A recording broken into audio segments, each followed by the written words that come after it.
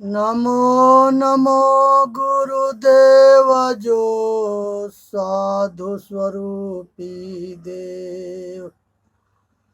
आदि अंत गुण काल के जान निहारो भे। साहेब बंदगी, साहेब बंदगी, साहेब बंदगी। घूघूट के पट खोल रे, तो को पीऊ मिलेंगे। घूघूट के पट खोल रे, तो को पीऊ मिलेंगे। घट घट में वह साईं बसत है, कटुक बचन मत बोल रे। घट घट में वह साईं बसत है, कटुक बचन मत बोल रे। धन जौवन के गर्भन कीजे, झूठा पंच रंग चोल रे। धन यौवन के गर्भन कीजे, झूठा पंच रंग चोल रे। सुन महल में दियरा बा, दियना बार ले, आस से मत डोल रे। सुन महल में दीप बार ले, आशा में मत डोल रे। जोग जुगती से रंग महल में पिया पायो अनमोल रे। जोग जुक्ति से रंग महल में पिया पायो अनमोल रे। कहीं कबीरा सुनो भाई साधो, यह पद है निर्वाणी। कहे कबीर आनंद भयो, बाजत अनहद ढोल रे। कहे कबीर आनंद भयो है, बाजत अनहद ढोल रे। हे भाई, संसार के अंदर जो है सुने समझे और विचार करे और अपना कल्याण करे, इसी में मानव जाति का कल्याण है। संसार के अंदर जो है ये चेतन आत्मा जड़ जड़ात्मक सृष्टि या चेतनात्मक सृष्टि के पूरा अलग अलग ज्ञान ना होने के वजह से ये मनुष्य भ्रमित होकर के आज संसार के सारे बंधन में बंध करके और संसार के सारे दुख को भोगता है। संसार के अंदर जो है लोहा के काम करने वाले लोहार जाति के कहे गए, लकड़ी के काम करने वाले बढ़ई कहे गए, सोना के काम करने वाले सोनार कहे गए, मिट्टी के काम करने वाले कुम्हार कहे गए, और पत्थर के मूर्ति बनाने वाले कलाकार को शिल्पी कहे गए। ये संसार के अंदर में जो है जो मछली मारते थे वो मलाह केवट कहे गए, और ये संसार के अंदर जो है पशु के पालने वाले यादव कहे गए, भेड़ बकरी के पालने वाले भेड़िहार कहे गए, तेल निकालने वाले तेली कहे गए, शासन करने वाले अधिकार युक्त पद पर काम करने वाले ये छत्री कहे गए, व्यापार करने वाले ये बैस कहे गए, ये सभी को सेवा करने वाले सेवादार कहे गए। और जो जूता बना चमड़ा के काम करने वाले चमार कहे गए। भूजा भूजने वाले गोड़ कहे गए। भेड़ बकरी पालने वाले भेड़िहार कहे गए। कपड़ा धोने वाले धोबी कहे गए। और सब्जी के खेती करने वाले पटेल और कुर्मी कहे गए। किसान खेती करने वाले किसान कहे गए। बार बनाने वाले नाई कहे गए। कपड़ा सीने वाले दर्जी कहे गए। सफाई करने वाले भंगी कहे गए। ये संसार के अंदर जो है ये मनुष्य रज बीज से स्त्री भोग करके बच्चा पैदा करता है, तो उस समय वो सृष्टिकर्ता कहा गया। उस बच्चे के पालन पोषण करके पढ़ाना लिखाना और कामयाब करने की जिम्मेवारी आई है। ये सारा फर्म पालन पोषण करने लगा तो वो जो है विष्णु पद है। जब यही जो है दरवाजा पर बैठता है, शक्ति थक जाती है। सबको थकी, शरीर से शक्ति एक दिन थकती है, इंद्रियां थकती है, शक्तिहीन होता है। उस समय बच्चों से कहेगा कि ये काम करो, तो वो कहेगा कि तुम्हारे पास सर होके तो करो, ना तो चुप रहो। तो असमर्थ आदमी चुप रहता है। तारा सिंह इतने शक्तिशाली था, उसने भी जो है बुढ़ापा में उसको बीमारी पकड़ी तो वो जो है अपने देह के अपने उठने बैठने में असमर्थ हो गया था। इसी तरह से संसार के सबको एक दिन शक्तिहीन होना पड़ता है। और सभी जो है ये चारों अवस्था से गुजरते हैं। बालपन, कुमार अवस्था, जवानी अवस्था, बुढ़ापा अवस्था। बचपन में शक्ति पैर में होती है, कुमार अवस्था में दिमाग में होती है, और जवानी में शरीर में होती है, और जब बुढ़ापा होता है तो उसको रहनी में शक्ति होती है। वो आचरणशील होता है, अनुभवी होता है। अगर उसके बात मान करके बच्चे काम करे तो हर जगह कामयाब होंगे। और उसको बच्चे बात ना मानेंगे तो यो जो है अपना ही नुकसान करेंगे। ये मेरा बच्चों के बेसंस्कारी होने के कारण जो है ये नर नारी मनुष्य हैं। इसलिए कि सारे महापुरुषों के सत्संग में बूढ़ा बूढ़ी दौड़ते रहे, अब बच्चों के कभी ना ले गए कि कहीं बच्चा जो है बैरागी बन करके हमारे नाम के रोशन ना कर दे। आज वही बेसंस्कारी अब औलाद हो गए। अब वो बाप महतारी संस्कार, वो जो है सत्संग से सब कुछ जान गए। अब बच्चे वो सबसे वंचित रह गए। और वो वंचित रखने में बाप महतारी के योगदान था।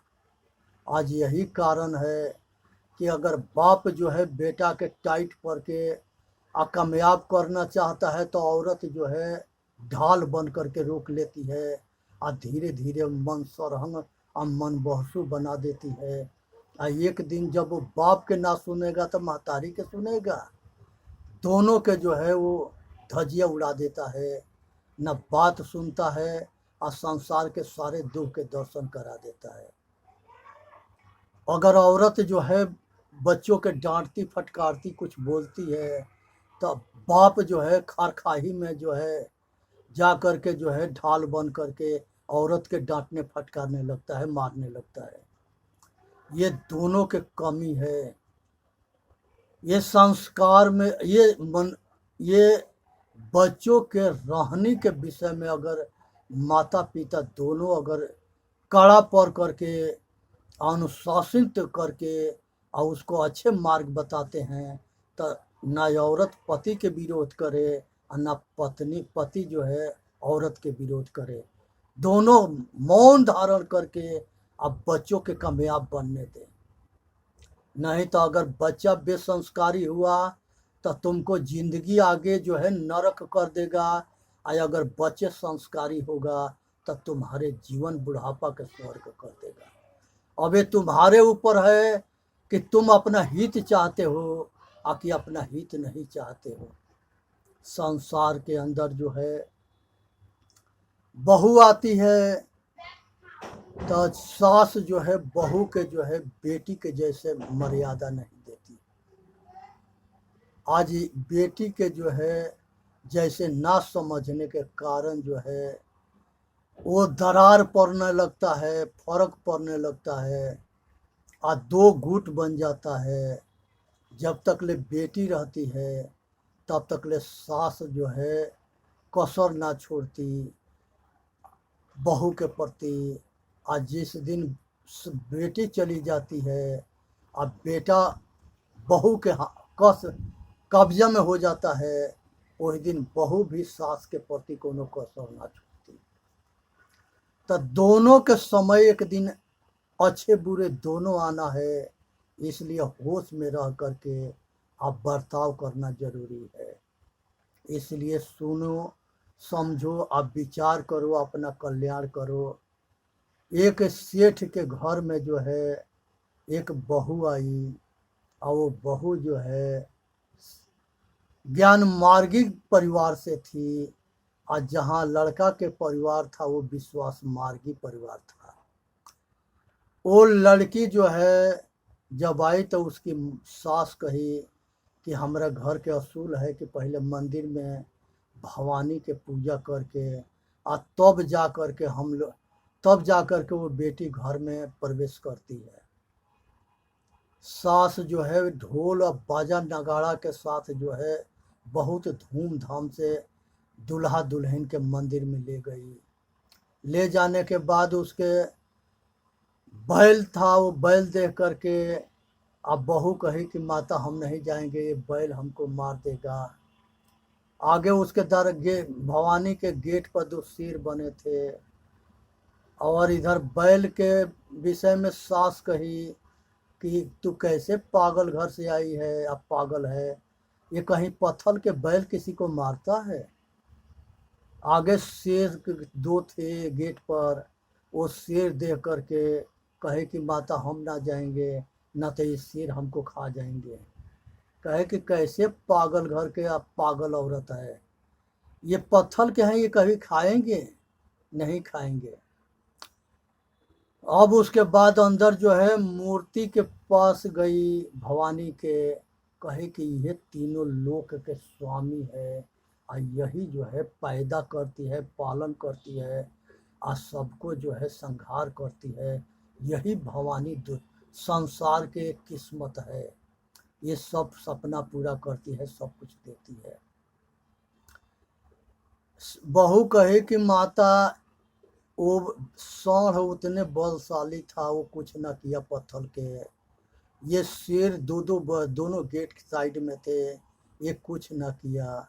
और ये हमारे तुम्हारे जैसे नारी पत्थर के बनाई हुई, यही आदमी इसको बनाया है छेनी हथौड़ा बजा करके। ना इसके नाक में छेदा है, ना इसके आँख से दिखाई देता है, ना ये बोल सकती है, ना सुन सकती है। इसके जो है आदमी अगर सोना चांदी या तांबा पीतल के अगर मूर्ति होता है तो लोग राते राते इसको उठा के ले जाकर बेच के खा जाते हैं। इसको जो है कुत्ता टांग उठा के इस पर मूत देते हैं। ये तो जो है अपना रक्षा ना कर सकती है, ये तुम्हारा रक्षा क्या करेगी। अब जो है सास डरने लगी कि हमारा प्रलय हो जाएगा, ये हो जाएगा। तो समझाई कि कुछ भी ना होगा, निश्चिंत रहो और अपना कल्याण करने के लिए तैयार हो जाओ। वो फिर जो है उसको जब समझाई बहू कि ये हमारे दुश्मन के देन है जो हम लोगों के मूर्ख बनाए, और सांचों के पूजा के हटा के और झूठों के पूजा बना करके, और इसमें जो पंडित बैठा है जो कुछ चढ़ाओगी वही ले लेगा। ये उसका धंधा है, उसका व्यापार है। और वो जो है ना भरोसा होके तो यहाँ दे के देखो। आज तक जीवन भर दी है तुमको, जो तुम्हारे जो कुछ मिला है तुम्हारे कर्म और पुण्य प्रताप से, तुम्हारे किस्मत से मिला है। इसलिए बचो, अब पाखंड मत करो, अपना कल्याण करो, इसी में मानव जाति के हित है।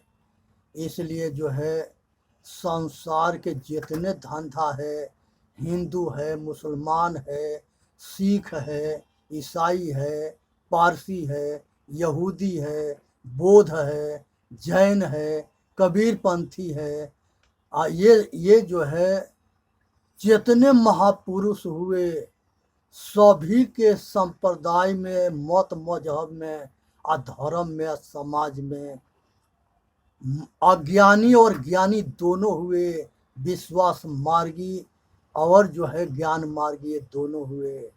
ये दोनों एक कबो ना हुए हैं, ये सभी में हुए हैं।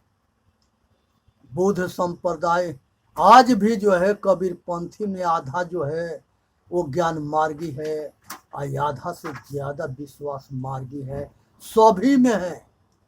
चाहे वो हिंदू हो, मुसलमान हो, सिख हो, ईसाई हो, ये आपस में लड़ते रहे, मरते रहे।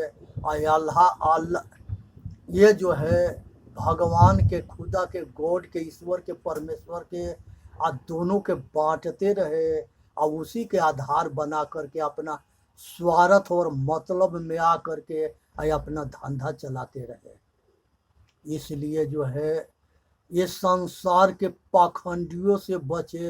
ये पाखंडी जो है समाज के दुश्मन है और मानव जाति के दुश्मन है, और वो अपना भी दुश्मन है।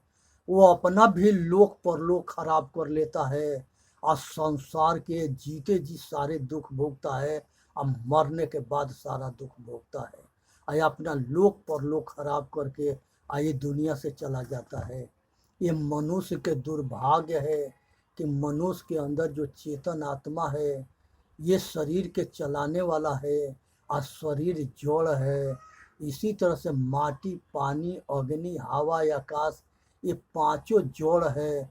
इसके पास ज्ञान ना है, इसी के पूजा करके अपना ये धंधा चला दिए। ये संसार के अंदर जो है योग करते हैं और जितना पदार्थ होता है उसमें खाने वाले जितने अन्न है, घी है, दूध है, यहाँ तक ले कि पशुओं के बलि चढ़ा के उसके मांस के भी हवन कर देते हैं। ये घोर पाप करते हैं, घोर अपराध करते हैं और कहते हैं कि हम धर्म कर रहे हैं। ये पाखंडियन के दिमाग जो है पागल हो गया है, इसके होश नहीं है, ये बेहोश हैं। जब आदमी जो है होश में रहता है तो अच्छा काम करता है, और जब बेहोश में होता है तो गलत काम करता है। शराब पीने पर जो है नशा होता है तो वो 24 घंटा के लिए यह बेहोश होता है, लेकिन अज्ञान के नशा जिसको चढ़ जाता है, चाहे अपना धन बल विद्या के अहंकार के अंधा होता है, किसी प्रकृति संपत्ति पा के अंधा होता है, और अहंकार जो है ये पाप के बाप है।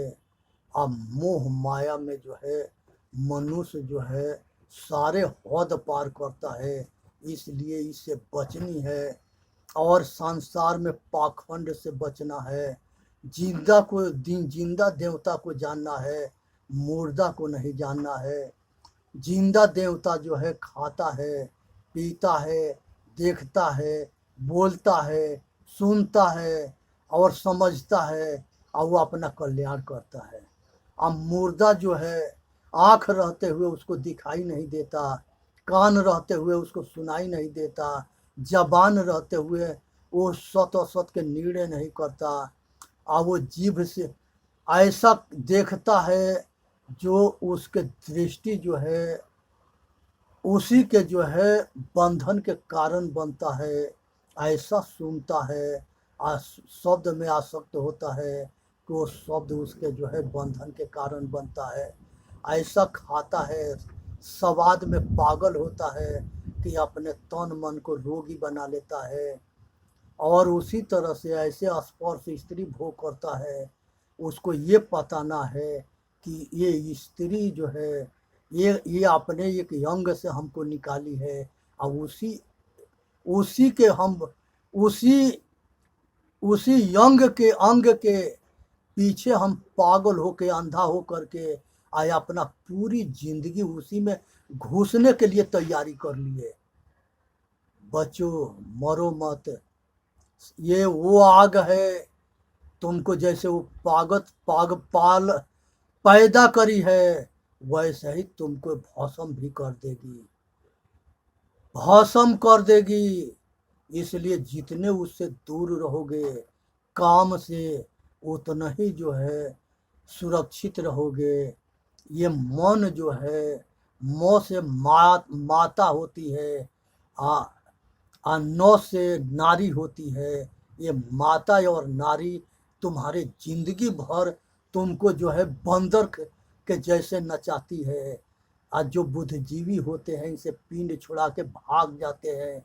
कबीर साहब कहते हैं कि जो जागल सो भागल हो रमैया राम, और जो इसमें फसल मरल हो रमैया राम।